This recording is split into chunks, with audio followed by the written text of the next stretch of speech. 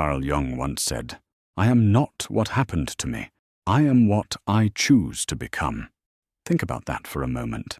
How much of who you are today is truly your choice? And how much is simply the echo of yesterday? Decisions made when you were younger, beliefs you didn't question, wounds you never asked for. We all carry a past. Some of it we cherish. Some of it we wish we could burn away. But here's the truth. Your past does not travel with you unless you keep carrying it. Yet most people do exactly that. Not because they want to, but because they don't even realize they're doing it.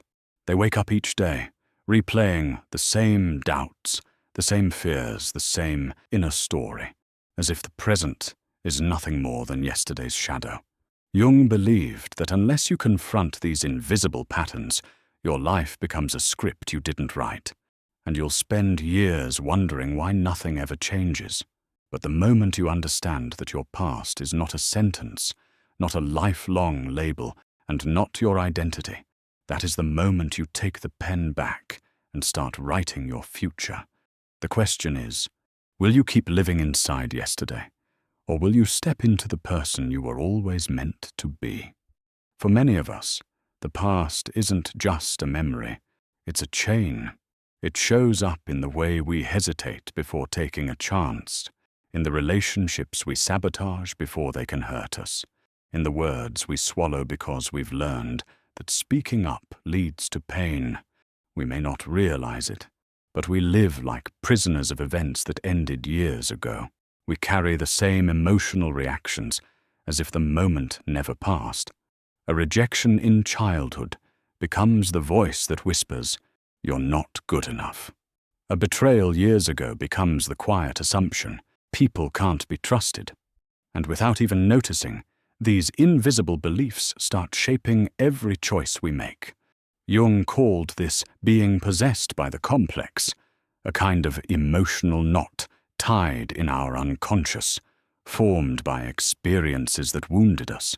These complexes have their own voice, their own perspective, and they don't care about your happiness. They care about survival. Imagine a puppet with invisible strings. You think you're in control, but it's your old pain that's pulling the threads. That's why, even when you want to change, you find yourself repeating the same patterns, the same types of relationships, the same self-sabotage, the same fears. The tragedy is not that we have a past. The tragedy is when we let the past keep writing our present without ever questioning whether the story is still true. Until you see these patterns for what they are, echoes, not commands, they will quietly dictate who you become. And the worst part? You will believe it's just who you are. Your past can be a prison, or it can be a teacher. The difference lies in how you choose to relate to it. Carl Jung believed that real transformation does not happen by trying to erase what came before, but by reframing it. You stop asking, "Why did this happen to me?" and start asking, "What can I do with what happened?" The moment you make that shift, you are no longer the powerless victim of your past. You become its interpreter, its alchemist. The pain that once held you down becomes raw material you can use to build strength, depth, and wisdom. You are not the person who failed. You are the person who learned. You are not the abandoned child. You are the adult who can choose connection. You are not the mistake. You are the decision to grow beyond it. Transformation is rarely dramatic at first. It's not a single grand moment where everything changes overnight. It's a quiet but firm commitment, repeated in 100 small choices, to respond differently, to speak when you would have stayed silent, to try again when you would have given up, to open the door instead of locking it. The past can remain a weight on your shoulders, or it can become the foundation under your feet. The choice, in every moment, is yours. Before we continue, please take a moment to like this video. Your support helps more people discover these ideas. And if you're enjoying this journey into the mysteries of the mind, make sure to subscribe so you don't miss what's coming next. Now, back to the video. Understanding the theory is not enough. Jung believed that insight without action changes nothing. The unconscious patterns simply return. The past stops dictating your future only when you begin to act differently in the present. Here are 3 practical ways to start. 1. Self-reflection. Set aside a few minutes each day to observe yourself without judgment. When you feel an emotion that seems bigger than the situation, pause and ask, what does this remind me of? Often, the intensity you feel now is rooted in something old. By tracing it back, you begin to see the threads that connect present reactions to past experiences. 2. Shadow work. Jung described the shadow as the parts of ourselves we hide, deny, or reject, often because the past taught us they were unacceptable. Notice what traits in others irritate you the most. These are often clues to your own disowned qualities. Bringing them into awareness allows you to reclaim lost parts of yourself, making you whole again. 3. Symbolic action.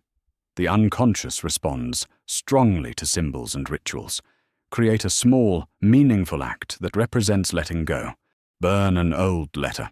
Donate something tied to a painful memory. Plant a seed to mark a new beginning. These acts may seem small, but they speak directly to the deeper parts of your mind, signaling that it's time to move forward. The purpose of these steps is not to forget your past, but to transform your relationship with it. Each time you face an old memory with new understanding, you weaken its control, and with every small act of choice, you prove to yourself that your future belongs to you, not to the echoes of yesterday. Your past is not a prophecy. It is not a life sentence. It is a collection of chapters that have already been written, and they only control you if you refuse to turn the page. You cannot change what has happened, but you can change the meaning you give it. Every memory, no matter how heavy, can become either an anchor or a stepping stone.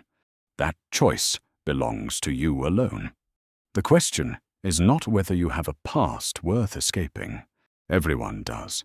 The real question is whether you are willing to stop letting it write your story for you.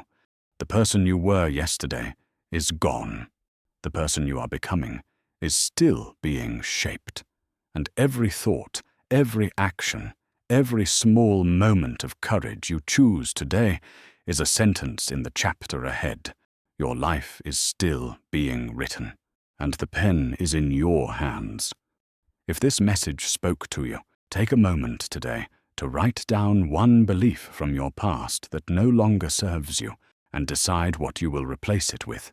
And if you want more ideas and insights that help you break free from old patterns and create the life you choose, subscribe to this channel. Share this video with someone who needs to hear it, and let's keep exploring the deeper questions together. See you in the next video.